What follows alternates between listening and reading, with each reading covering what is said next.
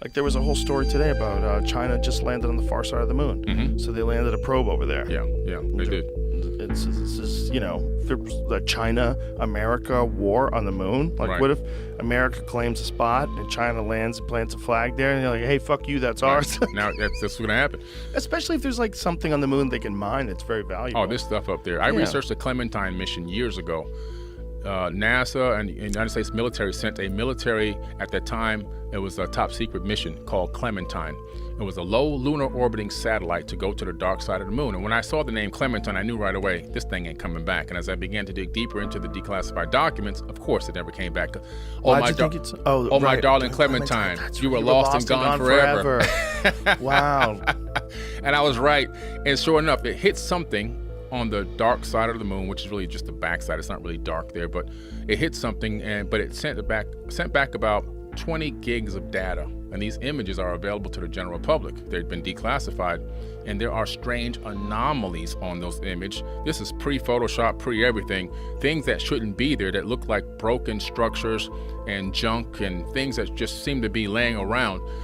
So I think it was a reconnaissance mission to gather intel and data, which is probably why China's gone to that far side of the moon as well, because they're probably going to, it's a race to see who can capture ancient technology and then reverse engineer it and then weaponize it. One of the more fascinating conspiracies that between 1969 and 1972, they had seven attempts, 6 of them successful. But they went to the Apollo 13 was the one that they didn't apparently make it, and they had to come back. But that was the only time in history that a human being has been more than 400 miles above the Earth's surface. All the space station missions, all the space shuttle missions, all that stuff is within orbit. Yeah, it's low. It's all very low. They went 260,000 miles out and back into deep space, but they had never even flown a chicken out there and see if it comes back alive. Like, we really didn't. Really? Yeah, no. I'm not into the space travel one, so. I mean, they did a couple of flybys, like that went around the moon, you know, early before they landed on the moon. Yeah. But other than that, I mean, without unmanned drones like what we have on Mars and things like that, we've never really sent a living thing out through the magnetosphere, through the Van Allen radiation belts, into deep space. Have it, you know, I mean, there's all these possibilities of solar flares and anything that would have killed them instantly. And they just did that. So what do these structures look like to you when you look at them? There's dome structures there. A dome? There's domes. As a matter of fact, one of the astronauts, I think it was Neil Armstrong, if you get the declassified from the Freedom of Information Act documents that are the black box audio and the black box redacted text statement from NASA, which is available to the general public, Neil says, look at those convex structures down there. I bet the people in there never get out. And he's talking about dome structures on the moon. And this is an exact statement that was made that's in the black box audio, which I can provide you to the link to that as well. So what they're saying, I see what they're pointing to. They're pointing to that thing in the upper right-hand corner that kind of looks like a pyramid. Yeah, you see that? You see that right there? Yeah. Yeah. It kind of looks like a pyramid. It's cleaned up a little bit there in C. C is more clean. But those things don't look like they belong there. Well, it's hard to tell. Yeah, it's hard to tell. But now we have really that pyramid right there is very famous. That's a very old image. That's on the moon. There should be a link to that. There's a lot of that particular one's been around for years and years and years. It's kind of hard to think that were formed by natural. Now, and what happens is, we're not saying we know exactly what these things are. We're just saying that we feel like they don't belong there. Jamie, go back to that image that you were just looking at, the thing that looked like a pyramid. That one's very strange looking, because the way it points at the top and has flat sides, like you're like, if that's real, that's interesting. Yeah. What's your relationship with these things? What is the U.S. government's relationship with these things? And there's evidence that there is a relationship and that it's longstanding. And that raises like a lot of questions about intent. And so like, what is that? And I just personally decided, and people have been hurt by these things. You know, that's a fact. That's a fact. It's a knowable fact. It's a provable fact. And killed. And I'm not saying millions of people have been killed by whatever these things are, but people have been killed, and it's known because it's working its way through the courts out of the VA. So, I don't know, an object that is by definition supernatural, it's above the laws of nature as we understand them, and that has resulted in the deaths of people. We don't spend enough time thinking about like what that adds up to. Like, not good, actually, not good. How many people do you think have died from these I things? don't know, but I mean, And is it radiation sickness? Is it like what's the So cause the person of that death? I talked to, I interviewed someone who was a Stanford medical school professor who's out there and worth talking to, by the way. And You talking about Gary Nolan? that's exactly who I'm talking about. Who's effectively an expert witness in these cases, so he's an expert in brain injury. Do you know him? Yeah. Yeah. Entirely credible person. Checks all the boxes that I care about. He's got patents, so he's like a lot of Stanford University professors. He's like independently rich. I mean, he flew to. I live in a remote place, and he flew to my place at his own expense because he wanted to tell his story. So he's got no profit motive here. He's the most highly credentialed person at the university, practically, Stanford Medical School. We consider that a big deal. And he's worked on this for over 10 years. Assessing the injuries to U.S. servicemen from being in close proximity to these objects or having contact with these objects. And his conclusion, as you know because you've talked to him, is that there's some kind of energy coming off here that scrambles people's brains or kills them. And it's not exactly radiation, at least in his telling to me. So anyway, but the point is, people have died. Apollo 11, I believe, when the booster took off on the moon, they were like, "Oh, we think it might be hollow," and it's it seems like actually the outer layer of the moon is less dense, is more dense than lower layers, which pattern matches only to an excavation site. That's obviously in Earth, the lower you go, it's more dense, right? And so Apollo 12, they intentionally crashed the booster of the lunar vehicle onto the moon. They put seismometers there, and they said that it rang like a bell. This is all fact. You could look all of this stuff. It's super weird. It is really weird. I know you did an episode about that with Randall Carlson. The idea that the moon was somehow another place there to stabilize our atmosphere is so crazy. It is crazy. And then you obviously have to sort of think in probabilities all the way down. Lowest probability, craziest thing is Ingo Swann, who is another remote viewer in the Stargate program. He wrote a book called Penetration, where he's basically like abducted by this guy in a suit, like this kind of Men in Black style guy named Axelrod, and he is told to remote view the moon. And he remote views an alien base on the moon. And he says that he gets it. The whole thing goes crazy. I mean, the book is insane. It's like he then ends up in a supermarket and he says that he senses that this woman at the produce aisle is like an alien or something. But a lot of people from that Stargate program remote viewed, structures on the dark side of the moon and that sort of thing. So, well, but AJ from the Y Files was on, and he was the one that was telling us that there's photos, right, of the dark side of the moon. That someone had seen photos and was assuming that these would be released shortly, that there were structures. Wow, this is going to be the biggest news ever, and then it was never released. Are you talking about maybe Carl Wolf? Is that what it was? Who was taken to, this is all his claims, and he died in a freakish bike accident. It does raise a lot of questions about, like, what the hell, right? What the hell? American citizens have died, and you're hiding it? Why are you hiding that? Why would you hide that? Perhaps because they don't have any explanations. Because it's so beyond our comprehension that they're still trying to piece it together. Like, I would wonder how much interaction they really do have with these things. Like, if I was from another planet or if I was some interdimensional being, I don't know how much I'd give a shit about the president. I don't know how much I'd give a shit about the government. I would probably look at this infantile race, this species, this bizarre territorial apes with thermonuclear weapons, this very weird species. I'd probably look at them as very chaotic, and I wouldn't really have much concern for who's running it, especially if they have the ability to travel at insane speeds and go undetected. And well, it depends. Like that. Okay, so the template that you're using to understand this is like science fiction, right? These are an advanced race of beings from somewhere else.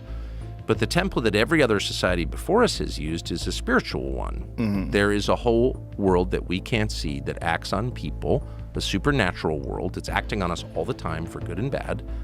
Every society has thought this before ours. In fact, every society in all recorded history has thought that until, I'll be specific, August 1945, when we dropped the atom bombs on Hiroshima and Nagasaki, and all of a sudden the West is just officially secular. We're God. There is no God but us. And that's the world that we have grown up in, but that's an anomaly. Like, no one else has ever thought that. There's never been a society that thought that. Every other society has assumed, and they've had all kinds of different explanations, and the details differ, but the core idea does not differ, it never has differed from caves until now, that we're being acted on by spiritual forces at all times.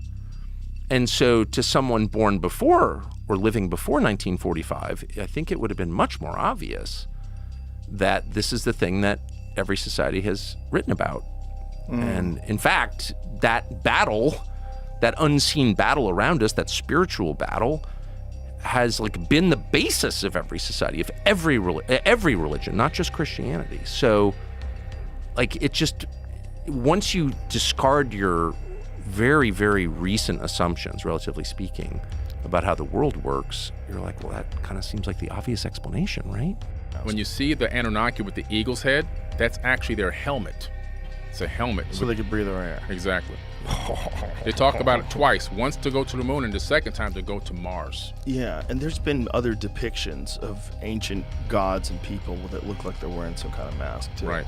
Yeah, exactly. Yeah. I mean, one of the cooler ones is the bubble space head looking guys in the cave. Yes. And you're like, what did you guys see? Right. Like, what did you guys see in the middle of like hunting gazelles, trying to stay alive, trying to make a fire, and then you decided to draw that thing? Right. I think it's kind of goofy, right? Well, it's But- weird. It's a weird one. Why have we never gone back? It's been 50. Surely our technology is far superior to what it was in 1969, right? The technology is far superior, except that they're not using that technology for manned space travel into, deep space like that, and to go into the moon. So it's like our technology in all these other areas is superior, but they haven't really worked towards that because they haven't been funded.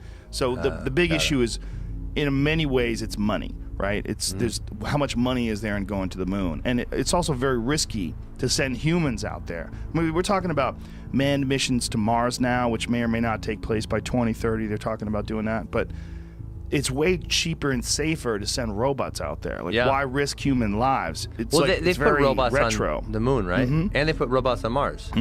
Yeah. The rovers. The rovers on Mars are that's the most interesting because they're sending these really high resolution photos of the surface of Mars, and they're running tests and checking for biological life. It's really, really interesting stuff. But between 69 and 72, when they did all this stuff, I mean, there's the technology back then was nothing compared to what they have now in terms of calculations and computers, and it's also there's unquestionably some stuff that, whether it was images or video, that was faked.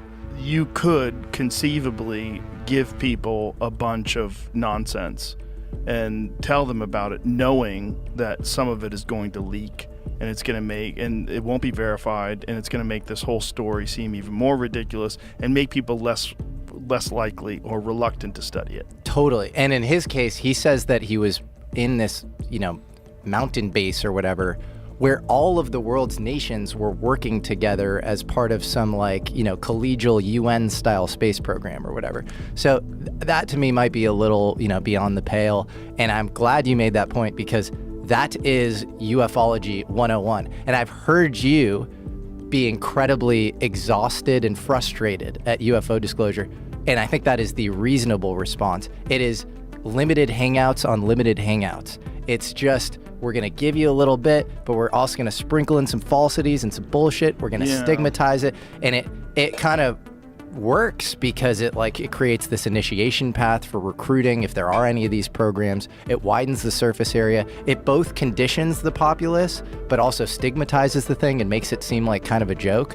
And so I think if you are not viewing modern disclosure through that kind of hermeneutic lens of interpretation, and you were just taking it, accepting it, imbibing it wholeheartedly, prima facie, I think you are in trouble. Okay, so if they're spiritual beings, which I believe they are, it's a binary. They're either, you're on team good or team bad. You can assign any name to it you want, but what are these things? Are they good or bad? And I think some of them are bad. And if the U.S. government knows that, or elements, the people within the U.S. government know that, then they're serving a bad force. And Well, when you say think about that for a minute. spiritual, like what makes you draw that conclusion that they're spiritual? What's the obvious? I mean, spiritual may be the wrong word. Supernatural. They're beyond nature as we understand it. I mean, obviously they are. I mean, just chart their physical behavior. It doesn't, it goes outside of what we understand about physics. No visible means of propulsion, coming at indescribable speed, hitting the ocean, continuing at speeds that are impossible undersea. I mean, in other words, if I take a 9mm round or 7.62 by 39 and shoot you at 50 yards underwater in a swimming pool, and it's even more intense in salt water because it's denser, you could catch the bullet if it even makes it to you, right? So if you have a craft, any object underwater that's traveling at 500 knots as measured by sonar, right there you're challenging our understanding of physics. Like, what is that? How can that be? So yeah, They've tracked that. They've tracked things going 500 knots under the sea. Yeah, really. Yeah, much faster than any object can actually go undersea. Yo, for sure. Oh yeah, there's a lot of stuff going on underwater, and a lot. And there's video of these things coming out of the sky into the water and also emerging from the water. Right. Yeah. So it's all so blurry though. I don't think it's the that transmedium video. Yeah, I don't think some of it's that blurry. I think some of it's crystal clear. We just don't have access to it. Is that what you mean? Yeah. Just we haven't seen it. Correct. So they have some stuff. For sure. So, but there's just a lot going on underwater, and it's measured. And so, whatever. I mean, these are all, again, this is like the most obvious observable level of it, but then you just ask yourself, like, what is this actually?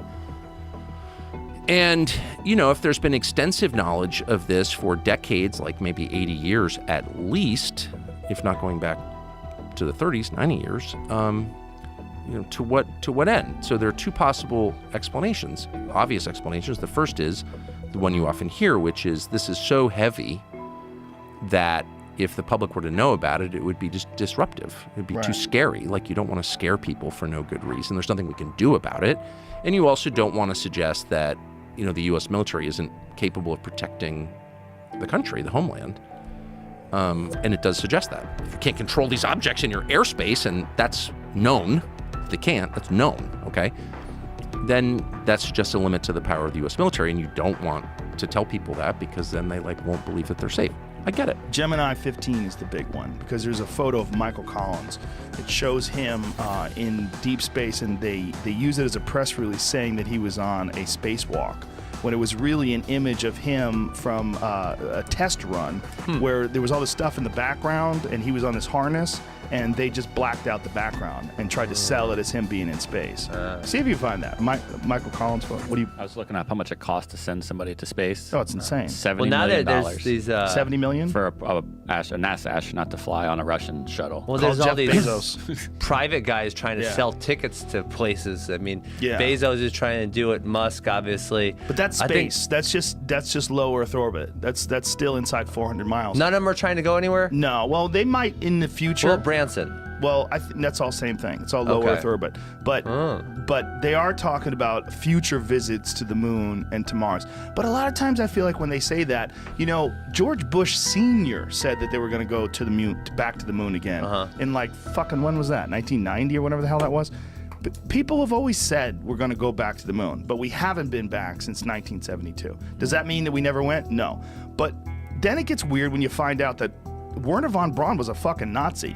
Who? Werner von Braun, the guy he was the head of NASA. He was the guy who organized the moon landings, and he was the head rocket guy. That guy was a legit Nazi. Like, he was wanted by the Simon Wiesenthal Center said that if he was alive today, they would prosecute him for crimes against humanity. They would hang the 5 slowest workers every day in front of his Berlin rocket factory. Oh yeah. No, 100%. I mean, that's what they did. What they did was they took this thing, it was called Operation Paperclip, where when we won World War II, they took all the top Nazi scientists and they secretly brought them over to America. And they did it on the down low so that no one would think like, hey, why do we have a guy named Werner von Braun running the American space program. It was because the Nazi scientists were insanely advanced.